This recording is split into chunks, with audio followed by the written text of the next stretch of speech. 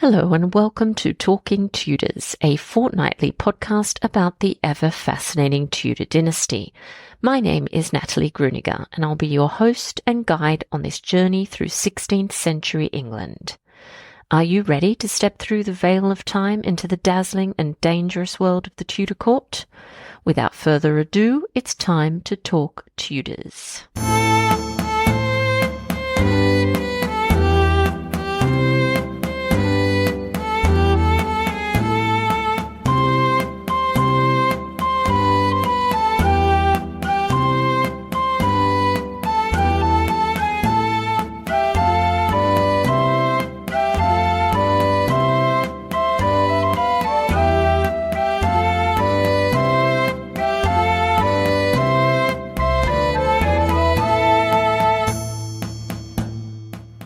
Hello everyone, welcome back to another episode of Talking Tudors. I'm your host, Natalie Grueninger. Thank you so much for joining me today. And a huge thank you to West Horsley Place for sponsoring this episode of Talking Tudors. This July, West Horsley Place will host an exciting and innovative new Tudor festival. With help from their partners, Historic Royal Palaces, University of Exeter and Powderham Castle, they are recreating the 1533 visit of Henry VIII and his court in unique multi-sensory experiences. The week-long festival will bring to life exciting new research into this forgotten Tudor residence in the heart of Surrey. The programme includes interactive sessions for children where they can meet Henry VIII in the ancient manor house, talks from renowned experts including Alison Weir, outdoor theatre, storytelling and music. The highlight of the week is the large weekend festival at the end of July, where you can enjoy falconry displays, jousting competitions, period dancing and Tudor food. Reenactment specialists will bring history to life in a day out to remember. Take a look at all of the events on their website at westhorsleyplace.org.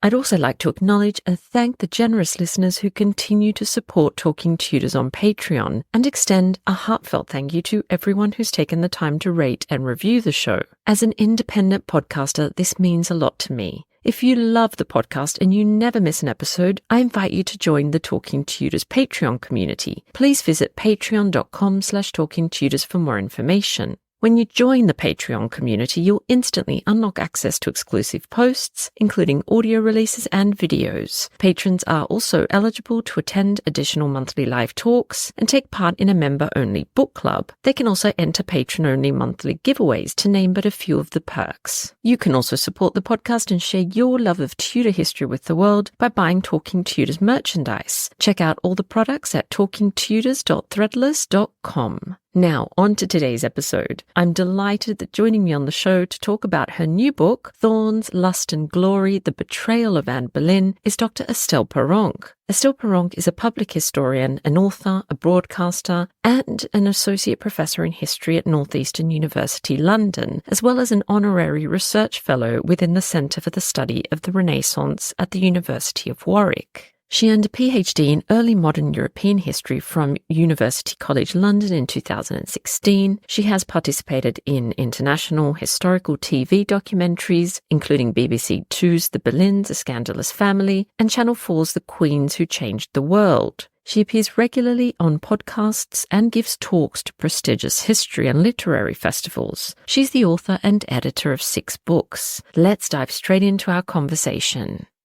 Welcome back to Talking Tudors, Estelle. How are you? Thank you so much for having me again. I love your podcast and what you do, so thank you. I'm very good. I'm so excited to have you back. It's been a while since we've chatted. And before we dive in to talk about your absolutely amazing new book, can you just introduce yourself to everyone and just tell us a little bit about you and your background? Yeah, of course. So I'm Dr Estelle Paranque. I was born and raised in France, and I moved to the UK 14 years ago to follow my dreams, to pursue my passion for history. I knew that I needed to master English before being able to do that. It's been quite a journey. An author, I'm a YouTuber. I have my own YouTube channel, which I love. I am an associate professor at Northeastern University, London. So yeah, I'm an academic, like an author, like a historian. I do lots of things. I like keeping myself busy, maybe a bit too busy, but I do like it. And yes, is what I do. I really have a passion for Tudor history, but not only. I obviously have a passion for the periods of history, other historical figures. But obviously, I have a very strong love for Tudor history, and especially for Elizabeth I and her mother, Anne Boleyn. You've just written an amazing book called Thorns, Lust and Glory, The Betrayal of Anne Boleyn, which is out now, so everyone needs to go and order it immediately. But what inspired you to turn your attention to Anne Boleyn? So the inspiration was when I was contacted for BBC Two documentaries, The Scandalous Family, The Boleyns, A Scandalous Family, I was asked if I could discuss more about Anne Boleyn and France, because they knew that I was an Anglo-French diplomatic historian. And so I realized as well that when I was doing my research on Elizabeth I and Catherine Medici, my first book, basically, Blood, Fire and Gold, there were some references to Anne Boleyn, especially by Catherine de Medici, saying Anne Boleyn had been in France, she had made friends. And so all of this was like telling me, okay, wait here. Like, if she was so close to French people, why or how did they play a role, like, in her downfall? What happened, and why didn't they help more? And so I had that question. We never really got into it in the documentary, so it was something really much in me. And because I had finished my book, Blood, Fire and Gold, I had to think about a second book, and I thought that was just kind of like the obvious next one. And I already had some sources from Jean du Bellay, a very supporter of Anne Boleyn, an ambassador at the English court, who really, really adored, I think, Anne Boleyn. And so then I got into it, and it was a very interesting journey to research for it, to write it. And yeah, quite difficult as well to write it, because I think the story of Anne Boleyn is, as you know, Natalie, and I mention your book quite often in mine, it's such a sad story, but it's not just that. She's not just a woman who gets beheaded. She's the woman who has a voice. She's so modern in so many ways. She's so intelligent. But what I love so much about her is the fact that she's feisty, that she's impulsive. She says what she wants to say when she wants to say it, and she gets in trouble for it.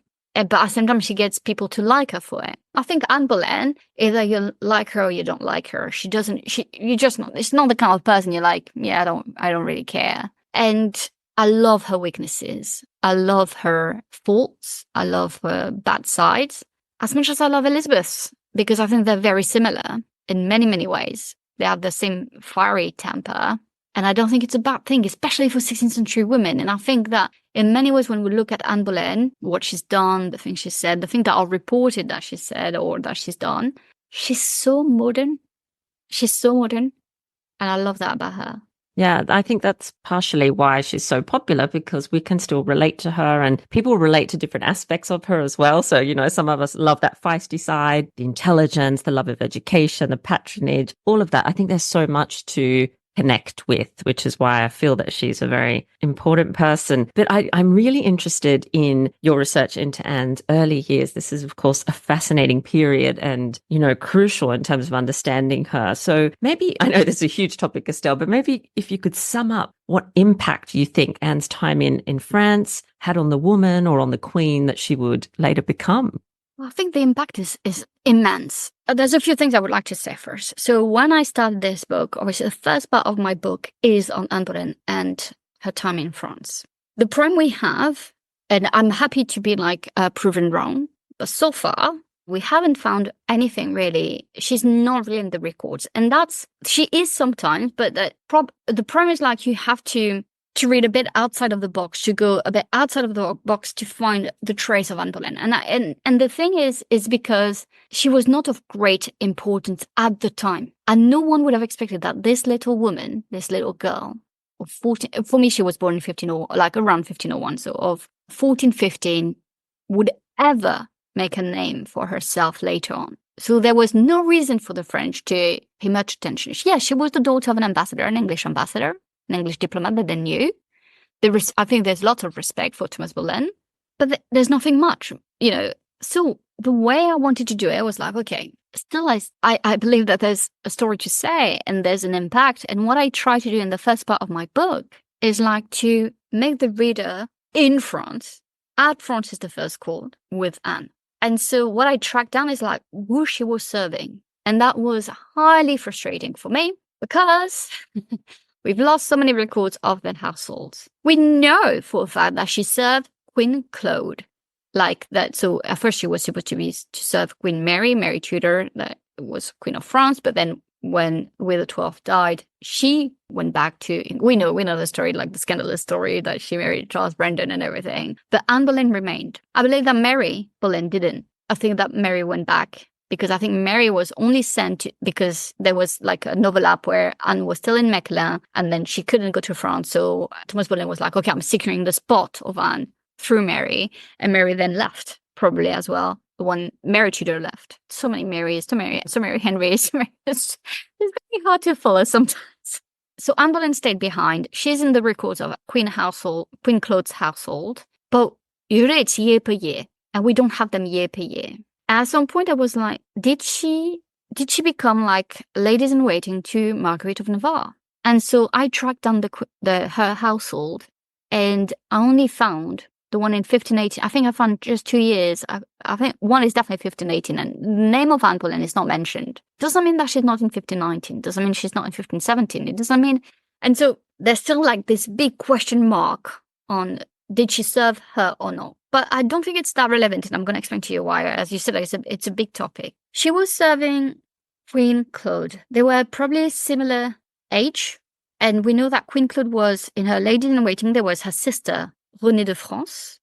And we know that because Catherine de Medici mentioned that Renée and Anne were friends. And that's why she believes that her and Elizabeth should be friends too. And I believe that if they were friends, it's because they were obviously serving the same person together. And I believe that also, I really believe that Claude and Renée must have been very lovely girls, like lovely women. I have a video on Claude of France and on my YouTube channel, and I really like her. I really, really do. And I believe that Anne Boleyn served in a way as it's not, the word spy is a bit difficult to use here, but I just think she reported stuff to her father. And the example we have in the archives, we have one, and I believe there's more than one, but we've lost the sources.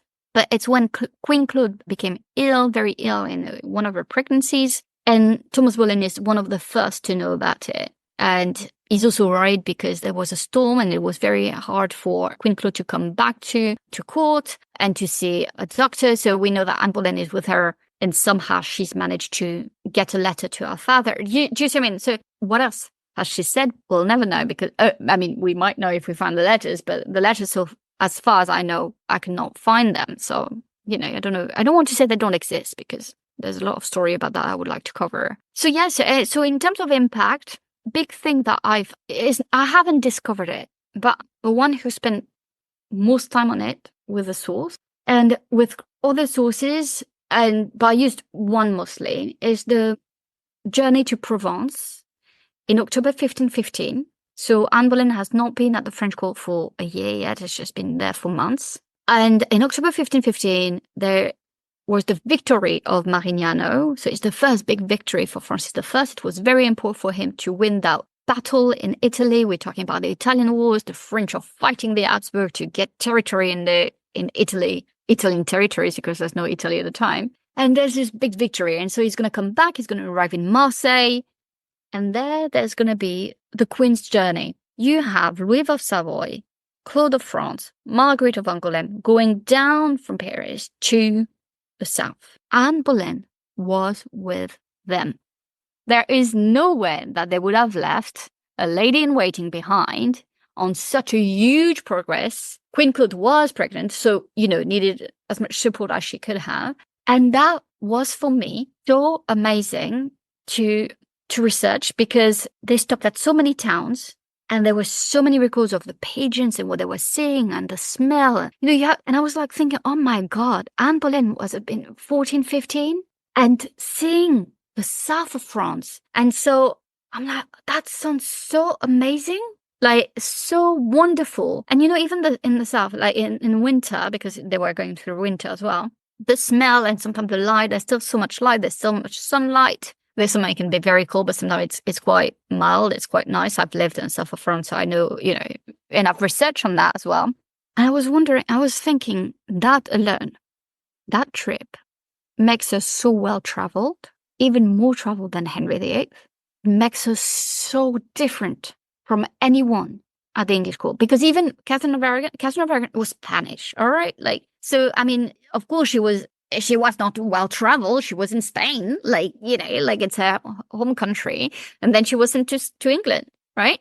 That's it. Anne Boleyn is Mechlin, Paris, Château de la Loire, Aix-Provence, Marseille, Toulon, like the cities and the things she's seen. There's not just that. Because it was a Queen's Progress, she saw all these pageants and all these people showing glory and appreciation for women. 3 women.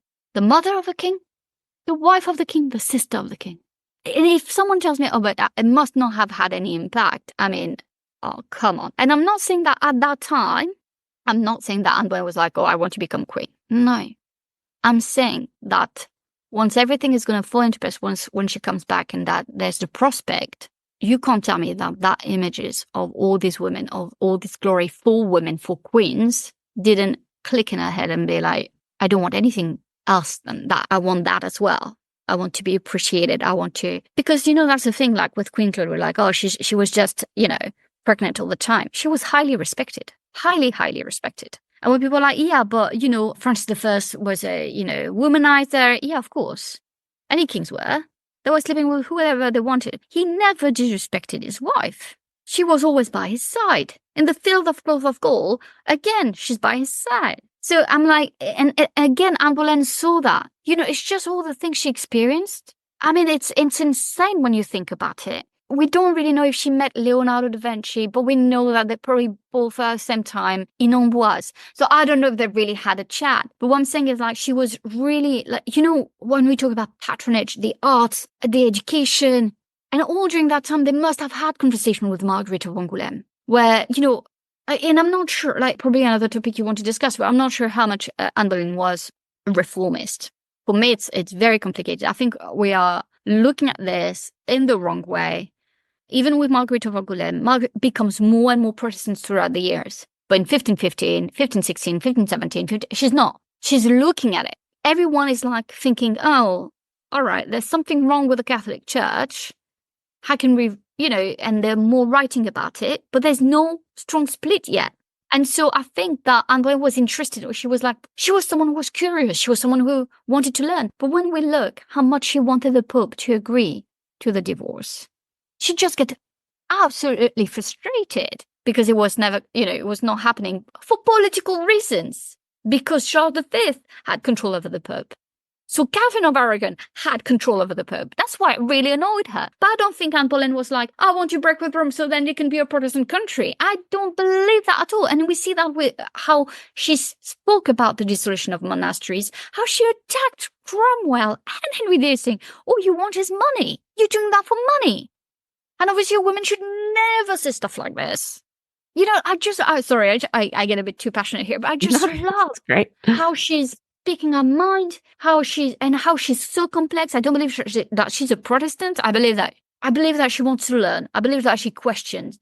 I believe that she had very interesting conversations with Margaret. I believe that she had very interesting conversations with Claude. Louise of Savoy, I'm not sure, though obviously they were on a journey together, so maybe. But Louise of Savoy is a very different type of beast and of woman. I'm not sure, like, you would feel really comfortable talking to her. I don't know. I see her as someone not very easily approachable compared to Claude or Marguerite. Even Marguerite, to be fair.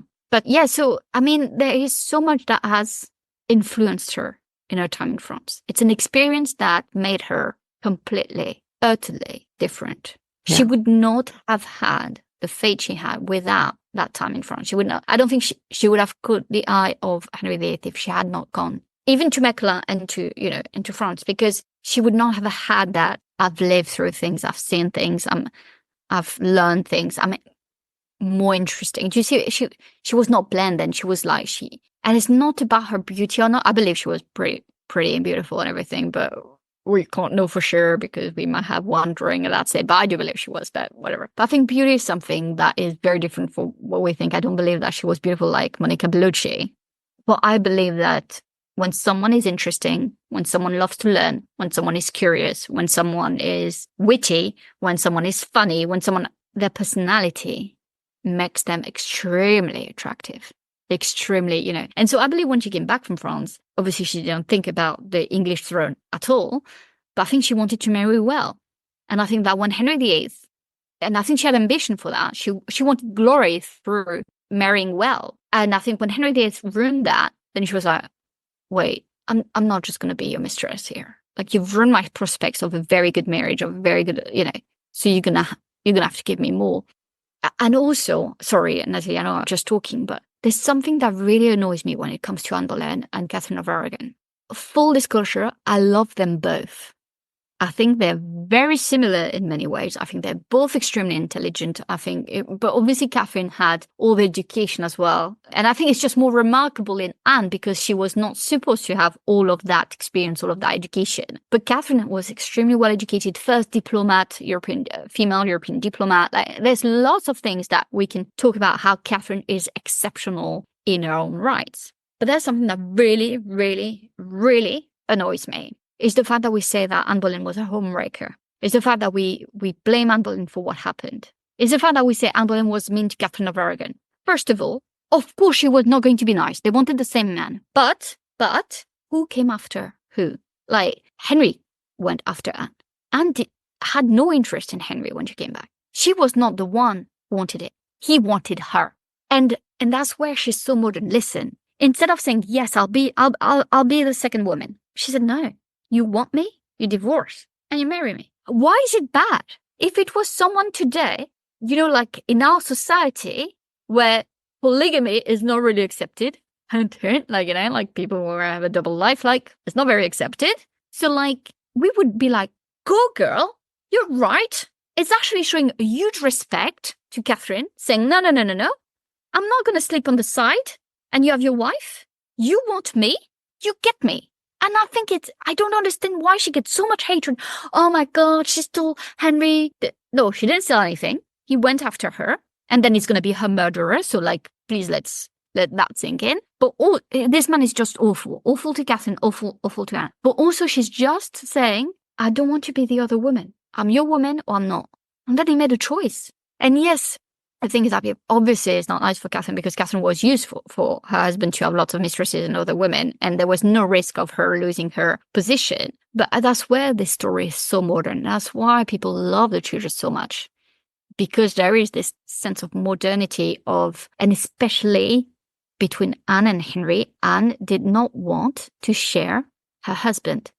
It's why she's not going to like it when he's going to want to have mistresses again. She's not. And she's going to lose the plot. And again, she's so modern. If it was your friend right now who was telling you that this married man wants me, and yes, I'm quite interested, I love him, whatever. I think she loved him, so whatever. But I told him, no, I won't be your mistress. You have to leave your wife. You would say, yeah, good for you. You can't be the other woman. Either you walk away and that's it, or you force him to make a decision. And that's what Anne Boleyn did. And I don't think that's wrong. I think that's actually right. I really like her for it. Such fascinating insights, Estelle, and so much to think about, which is really interesting. And just going back to her time in France, I completely agree with you. I think it's difficult to kind of put a price on the value of the experiences she had during her time, and it made her utterly captivating. Of course, she's going to stand out when she returns home. So that's so wonderful. And I'm so happy to hear that you've tried to put the reader into that space and bring that to life. I think that's amazing. And you know what? I agree with you. I also don't like when people say that she's the homewrecker and stole Henry. That frustrates me a lot because I don't think that's how it happened at all. So let's talk about Anne's relationship with the French court. So even when she comes back, obviously there's still a relationship there. How does that actually evolve and change over time once she's back in England and then later when she becomes queen? Well, first of all, she's a Francophile, so she loves French, she loves the French culture, she loves France. When there's going to be an interest from Henry VIII, in her, that's when the French are going to be like, that's interesting because we know that woman well. And this is when the French are very supporting Anne Boleyn. But that's also very not surprising because Francis I's arch enemy is not Henry VIII. I mean, they have a complex relationship, complex rivalry, they're good friends, but ultimately they're not really friends, but his arch enemy, the one he hated with a passion, and it was, reciprocal, is obviously Charles V of Spain, the, Holy Roman Emperor, and the nephew of Catherine of Aragon. So for them, it was like, that's a good opportunity here to get rid of the influence of the Habsburg on the English court and replace it with a French one. And Anne Boleyn was up for it because she's known France. She is, I call her like almost a French substitute princess without the security of it. Because obviously if she had been a French princess, she would not have been executed. It's why Catherine of Aragon would have never been executed. But here, I think what's interesting is the fact that she was promoting the French ambassadors. She was giving them audiences. She was spending time. Of course, she was not going to spend time with Eustace Chapuis. I mean, to be fair, I like the guy too. I think he's quite funny. And I'm so grateful for all his letters and all his gossips. Because sometimes it's ridiculous, but also it gives you a glimpses of what people were saying or might have said. And I just think it's very interesting. But the French ambassadors, and not all the French ambassadors really liked Anne Boleyn, but some of them did. And some of them liked her when she was useful, when she had a big influence on Henry. I'm going to be brutally honest here. I think the French really liked her. I am making like a big generalization that is not in my book, and my book is more detailed and obviously more nuanced. But here I would say that the French really liked her until the 7th September 1533. Because when she has Elizabeth, they're a bit like, all right, like, so you gave him a daughter, he's done all that shit for you. They were against the break with Rome. Absolutely against. And that's another thing that really annoys me, is the fact that because we see history, some people see history, I know you don't, and most people who probably listen to this podcast don't, but like facts and dates. So you learn at school, 1533, break with Rome, the marriage kind of 1530, very hard, 1532, coronation, break with Rome, birth of Elizabeth I. And that's just wrong. That's plain wrong. Because the break with Rome is a process. It's a bit like a Brexit, right? You will say 2016, that's a referendum. That's the beginning. But that's not Brexit. It doesn't happen on that day. It doesn't happen in that year. It takes more time. And it's the same with Anne Boleyn. In 1533, it's very clear she's crowned Queen of England, which is amazing. I don't think people realize how amazing it is, the fact that she's crowned, because it's not going to happen for the next wives. So it is quite amazing. And she's crowned Queen of England, and she's pregnant. She has a daughter. So for the French, like, they went too far. They should have waited. Like, it creates a real problem, political and diplomatic problem. For Francis I, who is a supporter of them, he's a supporter of Anne. But at the same time, he has his own political agendas. And that is completely interfering with what he has in mind. He's trying to get, obviously, his second son married to Catherine of Medici, the Pope's niece. So he's like, oh my God, I hope it's not all going to screw things up for me, because everyone knows that he has supported them. And even if he's trying not to show too much direct support, we know he supported them. And so here, and then the ambassadors are like, they're mostly Catholics, the French ones. What's so funny though, again, it's because like there's no real Protestant at the time. Like, it's still something, it's still a process. It's still, so even Jean du Bellay, we know that he has reformist, he has massive reformed ideas, he embraced them later in his life. We know as well that he's one of Marguerite of Angoulême's protégés. She's his patron, so we'll go back to that, what it means for Anne Boleyn. And I discussed that in my book as well, but like, it's the fact that they're all Catholics, but Jean du Bellay likes the reformed ideas, but he's going to be made cardinal. And then Anne is even shocked. And Henry is out of his mind. He's like, oh my God, because it means that you really recognize the Pope's authority. What's that do? They're playing with the games. It's like, again, it's a political, diplomatic things. And for him, it's more money. It's more glory, it's more money. Who's going to say no?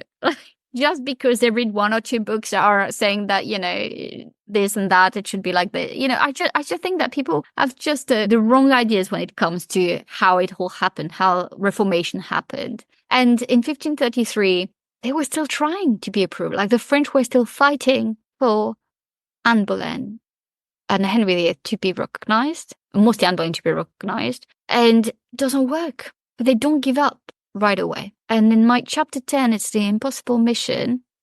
Jean du Bellay tried so hard think 1534, 1535. I can't remember now because it's not on top of my head, and I'm a bit sleep deprived with my baby. But 1534, 1535. He tried last time. He goes to Rome. He's vouching for her. So it shows that there's no real split. There's still hope. And even Anne Boleyn, who says that, oh, she's had enough. She wants him. She wants to be queen, of course. Like, she had enough, like, being in that position, being called a homewrecker, being hated for what happened to Catherine of Aragon. I mean, it must have been horrendous for her. So she just wants it. She wants her relationship to be recognized, her marriage to be recognized. But at the same time, yes, it would be better if the Pope was to recognize them. So it shows again that why, she's not a strong person. She's not the one wanting to break with Rome and to, like, she's always blamed for everything. And I think that when you really look at the sources, what the French are doing for her, which she must have approved in some ways, I don't see her being a big reformist. Maybe she would have become, like, later if she had lived longer. I think if she had lived longer, if she had sons and everything, I think that then, yes, she would probably have pushed forward a more reformed country, but later on in her life, like a bit like Marguerite of Angoulême, because there were more ideas, there were more discussions about it. And so I think she would have been completely interested in the discussion, because again, she was really modern. And so she liked questioning power and what it meant for women. And also, like, she's not a feminist because, the term didn't exist, but she herself, I think she really believed in that women could do things, could show things, and that's why she's such an important historical figure. But yeah, so the French here had a very big influence on her. There's some very good relationships, but I would say 1533 everything turns a bit cold because mostly she has a daughter, though they do expect her to get pregnant again. And that's another reason why I think she was born in 1501. So 1533 she gives birth to, so she must have been 32. And we don't talk about this enough, and I'm sorry, like, trigger warning, it's about loss and pregnancies and stuff, so if you can choose to stop listening for now. But we don't talk about it, but in science, there are women that can have a first child, and then it's harder to have a second. You have a miscarriage, you have miscarriages after miscarriages. It's just harder. It's not impossible, but it becomes very hard, especially once you're in your 30s or later on. So I believe here that's why she was not in her 20s. Because I think the science shows that it's more like when you're in your 30s that it happens. So you can get pregnant, you have your first kid, but then it gets very much harder to have the second one. It's called this. There's a term for it that I don't have on top of my mind, but it's something that the research is showing. And so here I think that combined with the stress of given him a daughter, and then miscarriage after miscarriage, I think she annoys people. Like, even the French were like, oh, bloody hell, just give him a son. So it's not for nothing. But that's why it's so interesting with Henry VIII, because we see that he's the mastermind behind it all. He's the one who decided to really, like, it was not just about Anne Boleyn. It was about the money. It was about, like, supremacy and all of it. And the fact that I think he has a massive ego. Because, like, he has no interest in going back. He has no interest in, and I think that even if whatever would have happened, he would have wanted that way. Especially because the Pope refused to give him what he wanted when he wanted it. So, the divorce with Catherine, I just said, like, earlier on. And so, yeah, but the good years for Anne Boleyn and the French, especially with Jean Billet, he's quite often in 1527, 1528. There's no resident French ambassadors. It's just, like, special envoys coming in and stuff. But, it's also, like, the same with the portrait of the ambassadors that we know of, like Bailiff of Troyes and George Selve, I think, something like that. I think it is, yeah. Yeah, I think it is. But we don't know who commissioned it, really. But I would not be surprised if it was Anne. I would not be surprised at all, because she was such a promoter of the French, so that having a portrait of French ambassadors at that time, in my opinion, it must have come from her. But yeah, and let's maybe talk a little bit more about Henry VIII and their relationship. So, of course, it's a very complex, relationship, and he's a very complicated person. But while you were researching and writing, did you discover or uncover or come up with any new insights, just even new insights for yourself, change of opinion or something about Anne and Henry's relationship? Was there anything that really struck you that perhaps you hadn't considered before? Yeah, I think so. For me, it became very clear that it's a toxic passion. I really believe that at first, I found this relationship very hard even to talk about, because for me, Henry VIII is not just a complex person, he's a monster. He's probably one of the, like when people tell me, like, who do you hate so much in the 16th century? Like, who's your least favorite tutor? People are always going to think that I'm going to say Mary Stuart, and no, it's him. He probably goes on top of the list for the way he treated Catherine of Aragon, what he did to his first daughter, the fact that he refused them to see each other. I'm going to talk about Anne, but what he did to Anne Elizabeth. The way also, I think he frightened Jane Seymour, and that because she also tried to say what she thought about the dissolution of monasteries, and he basically told her, like, remember what happened to the woman who had a voice before you. He liked women who shut up. I mean, with Anne of Cleves, I think she's the big winner, and not Catherine Parr, as everyone thinks, but because there was also tension as soon as Catherine Parr showed that she was intelligent, that she had a voice, that she wasn't, again, he didn't like that. I think he did to Catherine Howard as well. So, big monster. But with Anne Boleyn, I think she loved him. I don't think he can love. I mean, can you believe, being with someone for 16 years or something, and then refusing, even if you want to leave them because you fall in love with someone else, I mean, that's not a crime. That's sad for the person, and the person needs support, but that's not a crime. What's a crime is the way you're going to treat her and disrespect her and hurt your firstborn and refusing both of them to meet each other. I find it so cruel and absolutely unforgivable. And so I don't think he can love because of that. He shows already no mercy, no sign of compassion. He's been with that woman for 16 years and he treats her like shit. And for me, it's a massive red flag. For Anne Boleyn, it would be run for your life, literally, because you're not royal blood. You're not royal blood, Anne. So run for your life, because otherwise he would have found a way to execute Catherine if she had been not royal blood, not the daughter of a king. So that's that. And the fact that with Anne, so I think she loved him. I think and I think there was this toxic passion. I think he was, because she didn't want to give him what he wanted. She was so modern. She was so unique because of the experience she had in France, of the way she had been educated and all of this. She was different from everyone else. But he loved it. He was attracted to it. He was drawn to it. At the same time, he resented it. She was smarter than him. I really believe so. I believe that she was smarter than him. She was a woman who had a voice. She wanted to counsel him. And at first, I think he found it cute. And because Henry VIII, he's also a very smart man. So he liked when he was advised, and when it fitted with what he thought, he liked it. So as long as she was saying what he wanted to hear, what he agreed with, he was fine. But then when she started not saying what he agreed with, then it started not going well. Do you see what I mean? So here we really have this relationship that turned a corner kind of thing. And also, I don't think he really liked the fact that she was such a Francophile because of this big rivalry with Francis I. And so what I realized, it's a toxic passion. And it's this very sad story because I think she loved him. And I know it's in a TV show, but there's a scene that I think we'll never know if it happened, but it's a very moving scene. I don't know if did you watch The Tudors, the TV show? Yeah. The scene where, Natalie Dormer, Henry VIII comes to see her, and she promised him she's done nothing, and she holds Elizabeth in her arms and she said, look at our daughter. Again, a very modern scene, but when we look at how Anne Boleyn could be so modern, I think it fits it's a scene that for me is not a problem, because even though we don't know if it happened, I think we can imagine that it would have happened, and he doesn't care. He leaves. Look at our daughter. You didn't give me a son, so I don't care about you. You're disposable. You're just a woman. I do whatever I want with women, and you're just one of them. You were just a bit more interesting. But at the end of the day, I'm the one in power, and you're nothing. And it's so heartbreaking. So I think that by writing this book is where I really started realizing how horrible this whole relationship must have been for Anne. And I love your book, 1535, the final year, basically, of Anne Boleyn.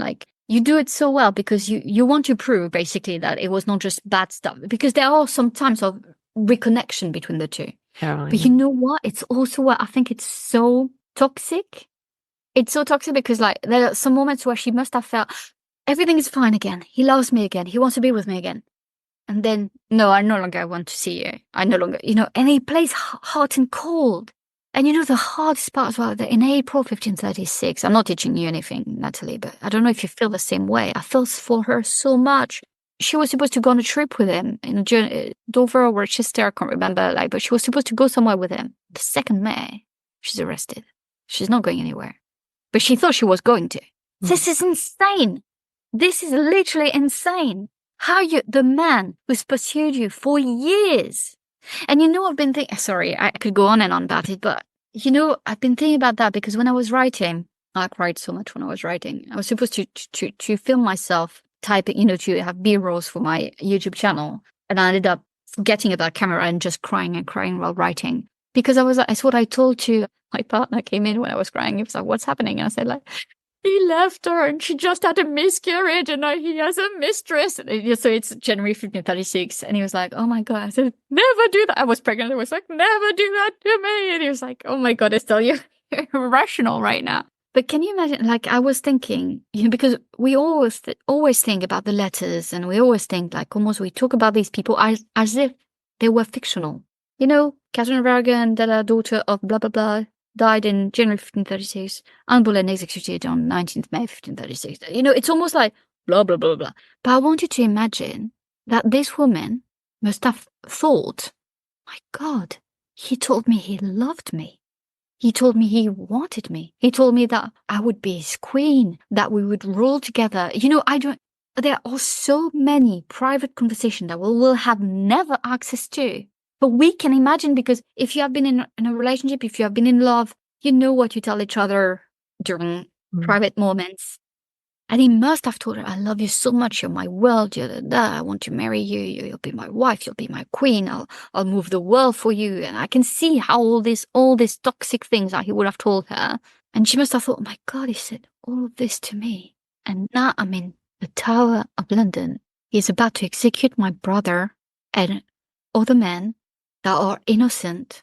And I'm next. It blows my mind, Natalie, that we don't look into the personal human side of it. And at some point she cried in the tower. She cried a lot in the tower. We always want to see Anne Boleyn as being very strong. Sometimes she was laughing. Sometimes she tried to show a brave face. But forget that. She cried a lot. And I want you to imagine that she must have cried even more in private. But at some point she said, what about my mother? I feel so sad for my mother. And then I was thinking about Elizabeth Boleyn losing not one child, but two. Because of this man who wanted my daughter as his wife, and now he's taking away two of my kids. I mean, I don't understand. It's written in books, but can it please hit you on a human level? The damage is caused the Boleyn family, the pain is caused to Thomas and Elizabeth Boleyn, the pain is caused to Elizabeth, his daughter. And I was thinking of Anne Boleyn being executed and leaving behind a 2.5-year-old. I have a 2.5. It's heartbreaking. And I think that we just talk about history oh, this happened and this happened and this happened. Oh, yes, Anne Boleyn, she lost her head. How is it funny? How is it funny? And I believe in her innocence 100%. 100%. You're the one who wrote in your book as well about the accusation. And, then I went to the records and stuff. But you're right, she's supposed to have cheated on Henry 2 weeks after giving birth to Elizabeth. Can we please just listen at that one? That's a big nugget. I was like, oh my God, seriously? 2 weeks after? Oh my God, someone would have touched me. I would have killed them. There's no way. And then they said, isn't it? And they said, you cheated on him at Hampton Court. Well, I was at Greenwich. Yeah, but it was Hampton Court. Okay, so I went on a boat, went to Hampton Court just to have sex, and came back to Greenwich. Yeah, that sounds actually plausible. That drives me nuts. He didn't even try to make it plausible. They just wanted her out. I know. I just could. No, I completely, I can't agree with you anymore. Exonerating Henry for me is not an option, has never been an option. I don't believe he thought she was guilty of those alleged crimes. I think he had issues in other areas. And when I went through those allegations, it was shocking, actually. It was shocking to see the lack of care when it came to what they were accusing, her of. The important part was the treason, linking the adultery to the treason. That was the important part. But really, whether the dates were correct or not, nobody cared, obviously, because they were all kind of, not all, but about 75%, I would say, maybe even 80% were not accurate. So exactly. Yeah. Also, there's something else is the fact that she was alone facing all these men. I know. It's so awful. Her. So awful. And I think we don't imagine what she must have felt. And again, I know I'm going to reference to it. There's another very good scene. It's not in the Tudors, it's in Wolf Hall. with Claire Foy, when they come to see her, like to say she's arrested, and you have all these men, Cromwell and her uncle, and it's such a powerful scene as well. Also, like when she's taken to the tower, like they just did well. Like obviously the focus is on Cromwell because he's there, and they keep like the TV show. I'm saying like the focus should not be on Cromwell. Let's not even go down that road. And he looks at her, and she's like, "Can you imagine? Like the time before she was sent to the tower was to prepare for coronation, and now she was sent as a prisoner, tried for treason." And then he did a favor. You won't be burnt. You'll just be beheaded. Oh, thank you so much, Henry. That's what you meant when you said you loved me more than anything. Thank you. You won't let them burn me. Oh, such a good man. Honestly, I can't. This story is one of the most popular story of history. Do you see what I mean? Like Anne Boleyn's death, and yet I think we haven't grasped how horrible it actually is. I think we don't really want to go through like the human side of it, because if you do, it's devastating, isn't it? I was left completely devastated after spending 3 years just in this last 18 months. If perhaps I could have had the coronation and other things would have been a little bit more, I don't know, I'm telling you, it would not have changed. No, it was absolutely devastating. And what you said about the insights into all the conversations, the stuff we're missing, that really struck a chord, because I've been talking to a friend about that exact thing. All those private moments between them that we have lost, all those shared dreams, all the things he must have said to her, like you said. And Henry has a knack for making people feel that they're safe. We see it with Wolsey, we see it with Cromwell, we see it with Anne, we see it with Catherine Howard, we see it repeatedly. He has a way, he's so dangerous, but he has a way to make you feel as though you're going to be okay, you're going to be safe. And then when he turns, it's even more brutal. And so, it's devastating. There's no doubt about it. And I think that's why people can't stop kind of, reading about it and trying to learn about it, because it's quite amazing and devastating. It is, but the problem with what you just Henry, like you're right, he has a way to make you feel safe. He's a very good orator. I think he's a narcissist, and I think he's a manipulator. So he's very good at telling you what you want to hear at the moment you want to hear it. But I will blame, like, even Cromwell, even Anne, like, look at there were warnings. Honestly, if the man you're with can treat his ex with such disrespect after 16 years, whatever you feel about her, whatever your own, problems with her, the fact, the way he treated the man who was like a father figure to him, these are big, huge red flags. It's like, do not get involved with someone like that. But the problem is the king. How many choices did she really have? Because I think here, the good thing about Anne Boleyn is that obviously she played her cards well in many ways. I mean, if she had stayed a mistress, she would have kept her head and stuff, but we would not have had Elizabeth, and she would probably not have made history. So she wanted the whole thing or nothing. But she didn't really pay, but I don't think there was a way then even if she realized the red flags, I think she had to lie to herself saying, but it will be different with me because of what he's telling me during these private moments. I don't know. It's just, I just find him so horrible. Yeah. I just can't. And even when I was reading your book, like finally, Evan, what you do so well is to show how it's hot and cold and hot and cold, and how the trust, like it's very hard to trust him because they have some good moments. That I think it's like the summer 1535, like the progress and everything. Like it was nice to read the sources about that. Mm. Also, during her execution, he's away with his new mistress. 10 days later, it's his wife. Like, who does that? Yeah, I know. It's mind-boggling, isn't it? Estelle, I wanted to ask you if, while you were researching and writing, if your opinion of any of the other, like we know your opinion about Henry and Anne, but your opinion of any of the other important, prominent Tudor courtiers or people around the couple at all changed while you were doing your writing and researching? Well, obviously, I'm not a huge fan of Cromwell. I'm really not. At the same time, I do believe that he's a puppet. And I think he changes. I think he changed out. He's not the same man when he starts under Wolsey, and even before 1533 as well. I think 1533 is such a big change year for everyone. No, I think my opinions of people have not really changed by doing that research. However, I was really fascinated by the French ambassadors, Jean du Bellay, Bailey of Troyes, yourself, trying to get to know, especially Jean du Bellay. I find him a very interesting figure, mostly because I realized that he was protégé of Marguerite of Angoulême. And so while Marguerite of Angoulême refused to see Anne Boleyn in 1532 in Boulogne-Calais, she let Jean du Bellay fight for her in 1534, 1535. So, and when I say let, it's just because if she's the patron, she's the one giving money, she will have a say on what he does and how it can, repercussion on her. So I believe that she did kind of let it down in many ways. But honestly, what could she have done? I think at this point, what could she have done to save? I think she tried with Jean du Bellay. I think if the Pope had agreed, and in a way they believed that it was a way to secure Anne Boleyn's relations with France and maybe appease Henry, but I don't think Henry wanted that anyway, because it meant less money for him. Do you see what I mean? So he played Jean du Bellay as well at the time. It's awful. He said, okay, you can go, but then he was playing stupid games. Oh gosh, I hate Henry VIII.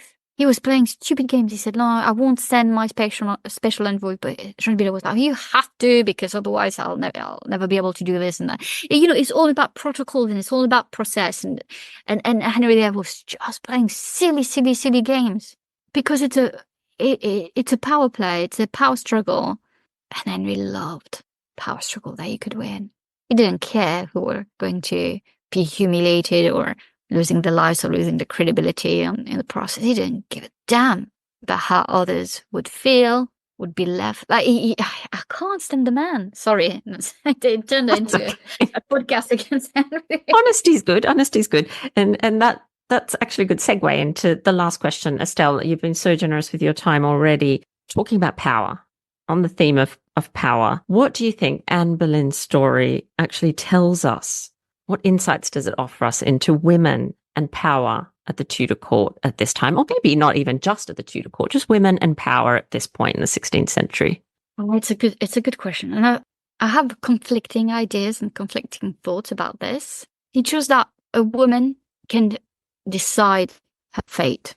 It can be empowered. I believe that Anne Boleyn is an example of that, especially in the 16th century, which is not really easy. Her story is very unique and it's very hard to find anywhere else. It's very hard to compare her to anyone else. At the same time, what does it tell us about women in power? It shows us that it's very hard for women to be in power. It's very hard for women to have a voice, not just in the 16th century. I just feel like it's a story. Anne Boleyn is someone who was too smart for her own good, she was too honest probably, too fiery, too impulsive. At the same time, we need that type of woman. We need, to push the world forward. And Elizabeth first did that in many, many ways. Others as well, talking also about Elizabeth, because I think Elizabeth is just, for me, the continuity of Anne in many, many ways. And she's a legacy. She's our victory.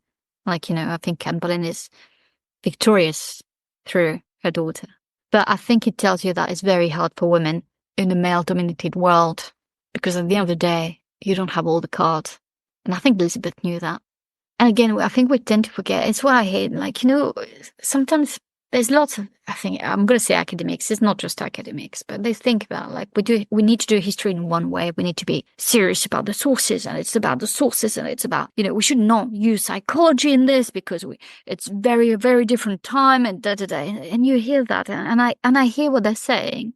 At the same time, loving, hating, living, dying is universal in any period of time. And I think it's wrong to think that there was a different attachment. Yes, there was a higher mortality rate. Yes, there is a higher mortality rate in the early modern period. But do you think that women could just bounce back? Or is it just that we think they did? We know for a fact that we have hormonal changes once we give birth. We have a spike in its postpartum, and are we saying that the women of the past didn't have that? I mean, are we saying that there's research now saying that when your baby cries, it triggers you? Are we saying that it didn't trigger women in the past? Because, every baby was dying, so they didn't really have an attachment. What is that kind of things that we're saying? And also, if we're here to do research on a social science or, humanities, topic like history, humanities, social. We're not here to do science like, I don't know, I'm not in quantum physics, or in mathematics, but yes, 1 + 1 = 2. But with history, with psychology and stuff, I think we're wrong if we just dismiss the impact that it must have had on people. Even, the impact on Jane Seymour, who, in my opinion, had no choice again and was pushed in Henry VIII's arms. And I would like people to realize what she must have felt on a personal level, regardless of what she thought of Anne, which we don't even know. But regardless of what she thought of Anne, she must have been like, okay, great. So now I'm with a guy who just ordered the execution of his wife, the wife before he put her away after 16 years of marriage. And she really liked Catherine of Aragon. She had served her and she really respected her. So she would have been like, great, okay, so now I'm with the monster and he wants a son. And if I don't give him a son, what's going to happen to me? Do you see what I mean? I think we just tend to forget. I think my point is that we tend to forget the human impact on all these lives.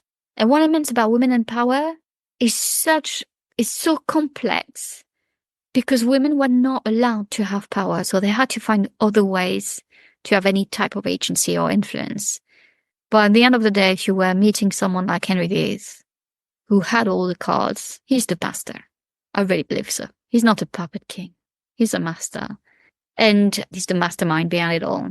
And then you're at his mercy. So what type of real power do you have? I don't think you have any. I did question the exact same thing, to be honest with you. Any power you thought you had, he'd allowed you to have, so, and could also rip it away from you in the blink of an eye. So, oh goodness, what a period in history. Amazing. And Estelle, it's always such a pleasure to speak with you. Your passion for the subject is highly contagious, and I'm sure all our listeners are very much looking forward to reading more details in your book and more information. And so if they want to connect with you online or follow your work online, where's the best place for them to go? I would say Instagram. So if you type Estelle Paranque, you will find me. It's where I'm spending. I like this app more. Yeah. I used to be a former Twitter girl, but though I still do spend some time there, I don't really enjoy it as much as I do enjoy Instagram. So if you wanted to connect, if you had any questions, yeah, Instagram would be the best bet. Oh, thank you so much. And thank you so much for taking the time to talk Tudors with us. It's been an absolute pleasure. Thank you so much for having me, Natalie.